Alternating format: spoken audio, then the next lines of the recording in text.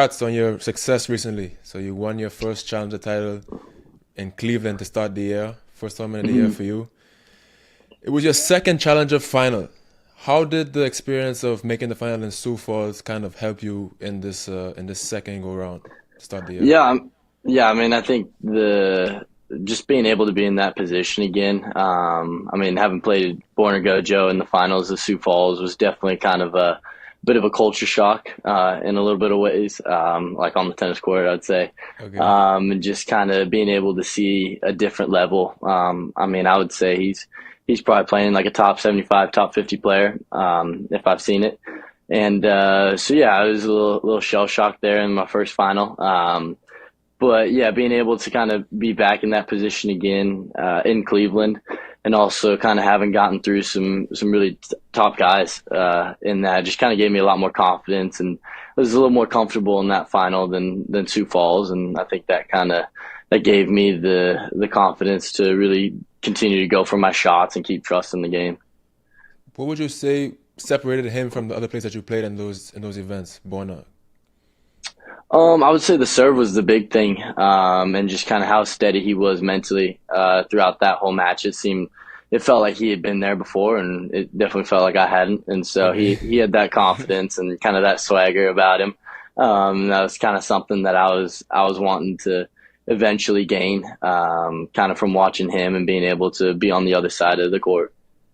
I want to talk about the final with Spasiri a bit. I want to start Hmm. here. So you won the first set, Yeah, and things are going pretty well, and then you lose the second set in the tiebreak. yeah. How do you kind of regroup and come back and kind of play such a clean third set after being so close to the title and then all of a sudden it's so far again? Like how do you Mhm. kind of reset your mind and get back into the match? Yeah, I mean that was kind of one where I mean it was the end of the week and stuff, and so kind of right around 4-1 in that first set, the body started to feel it a little bit, and I think kind Okay. of the mental toll had started to set in a bit. But yeah, I mean losing the second set, I wasn't too worried or anything like that. It was just kind of one of those things where all week I'd been in some really tight positions and with some tight tiebreakers and some being down in some games, and so really the big thing I took from that was just not panicking when things kind of started to slip away, and being able to just stay real steady and kind of take care of the things that I could take care of. There were a few games there too where I got down in my service games, and it was kind of one of those deals where historically I've noticed that I could kind of panic a little bit or try to swing my way out of it instead of just really just staying calm and kind of staying the course of action. And so, yeah, to be able to kind of get that third set and stuff was really a big relief to get the first final. But also just kind of I felt pretty proud of the way that I kind of held myself together all week. I watched you serve the match out, right? Because I didn't watch the Mhm. whole match, but I kind of Oh went in boy, and yeah. out. So I'm watching you serve the match out, and I see you Uh, go down either love 15 or 15-30. Like I see Elliot kind of like locking, he's like making a lot of balls. yeah. And it might have been 15-30. And you go serve wide, he returns pretty strong deep cross, and you go backhand line winner. I said, this Yeah. man is confident. Like I don't know, like I know the Yeah. forehand is big and the serve is big, but to go for the backhand line there, hit it Yeah. clean, like what was going through your mind? Like what are you thinking about in those tough moments? What are your cues for yourself when you go into those big points? Yeah, I mean, and that situation is a little bit like just fuck it. I mean, yeah, it's That's how it like, look a little bit. yeah, yeah, no, it's like, well, I mean, this can either go really good or really bad, and Yeah, so I've kind of, thank God.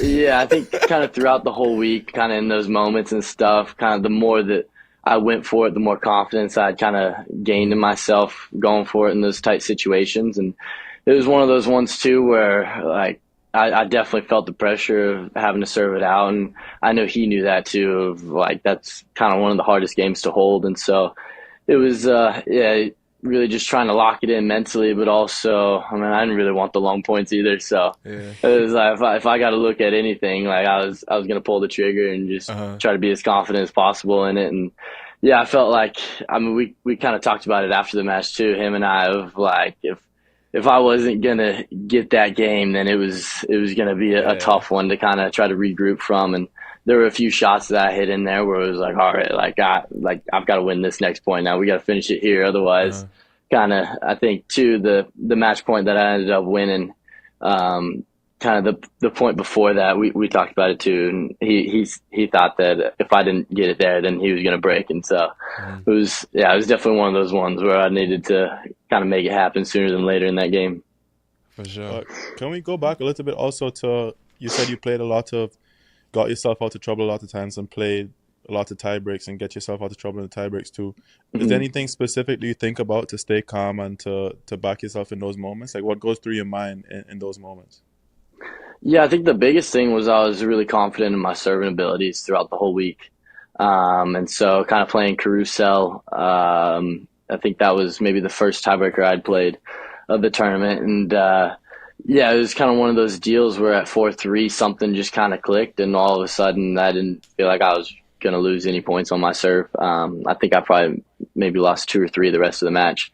And Sick. so it was just kind of, it was one of those days where it was like, all right, like, I can kind of do whatever I want with the serve here. And so Mhm. getting into the tiebreaker is like, all right, I just need one look at a return or something. Just try to get that mini break It and frees then you just up, go up right? and, yeah, exactly. And then just go take care of the return. And then that freed me up a ton in the second as well to really continue to kind of go after it a little bit more. And then when I played JJ, it was kind of the same deal of like, I know how good he is and kind of he's got that aura around him a little bit of having been inside the top 50, and so you feel that stepping out on court. But yeah, it was kind of the same deal where it was like, all right, if I take care of my serve and just kind of try to get my looks at the returns, and I remember the first set point I had at 6-5, and God, I felt like I played a beautiful point and stepped up and took a forehand right into the net tape. And it's kind of one of those deals where it's like, well, if I lose this set, I'm not too disappointed. At least I Mhm. lost it going for it. But yeah, it was super nice to be able to kind of get that first set and get that tiebreaker, having had a little opportunity and a look at something, but really just kind of staying the course with the serve and kind of controlling the controllables a little bit. Okay. Has the serve always been a weapon for you, or is something you developed over the recent months? Yeah, no, it's definitely been something that I've been developing over the last couple of years. Starting to get more free points, starting to kind of really mix it up a lot. My coach, Jody Rush, she always talks about like you're trying to be a pitcher out there, not just a thrower. And so trying to keep mixing it up and looking for different patterns and trying to stay unpredictable with it has kind of really been something I've been focusing a lot, but also just gaining a lot of confidence and being able to hit the spots when I need to. And how different did you find? Because you said you were feeling it physically in the final of Cleveland, but I mean, I guess it's your first run or your first win in a challenger, but you've had runs deep in tournaments before. Like last summer, you had like several futures back to back where you're going like qualies final in LA and then Mhm. qualies final in Dallas, and then you were straight into Champaign. You won the 25 there, playing Mhm. qualies in Lincoln again. So it's not like it's your first time playing like that many matches back to back. So did you feel similar way, like physically later in the week last year, or was Cleveland a little bit different?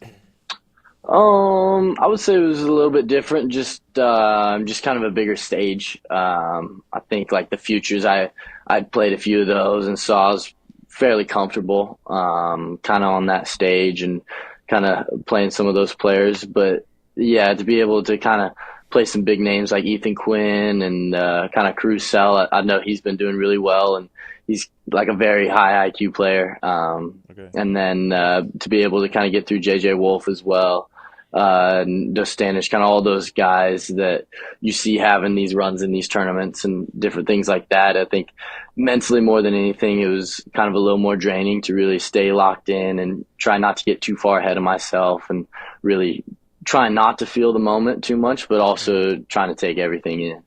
A little bit more like the mental stuff too is a little bit more draining than it was before in the futures when you've been in that position before. Yeah, definitely. I think that's something that's kind of is going to be the thing that takes me to the next level as well as being able to kind of manage that week after week. I think right now I got maybe 2 weeks in me tops, and then kind of by that third week I start noticing there's a drop, and But so that's what I happens when you think play that many matches. If you're going first, second yeah. round, you can manage more weeks, you know? Yeah. Hopefully, I start getting to bigger stages so I could make a run in 1 or 2 weeks and take a couple weeks off and not have to worry about money or points. Okay. But it's a funny thing. People talk about how hard it can be mentally when you're losing, but it's Hmm. actually there's also mental challenges when you're winning a lot because you have to keep resetting and keep doing it again and Right. again and again. You have a big Yeah. win, but it doesn't really get to feel like that because you have to reset and you have to go again tomorrow and you kind of have to start from zero Exactly. again. Hmm. Like, Yeah. what do you do? Let's say you beat JJ and then you gotta go play Elliot the next day. Like, how do you kind of maybe enjoy that win for a little bit and then get ready for the next Hmm. challenge ahead? How are you resetting? Yeah, I mean, it's kind of tough because I got to do homework on those weeks too. So it's like, you play the match and you take it in, you get a nice dinner, but then you got homework and you got some Yeah. assignments due. And so I think that'll be kind of something I figure out in the summer when I don't have Hmm. kind of those things put in place. I think, I don't know, maybe it's a bit of a blessing in disguise right It might now. Is I help. don't have Yeah. too much time to Distract you. really, yeah, dwell on those or think about Yeah, those wins too much. for sure. Thanks for watching this clip. If you want to watch the full episode, the link is in the description down below.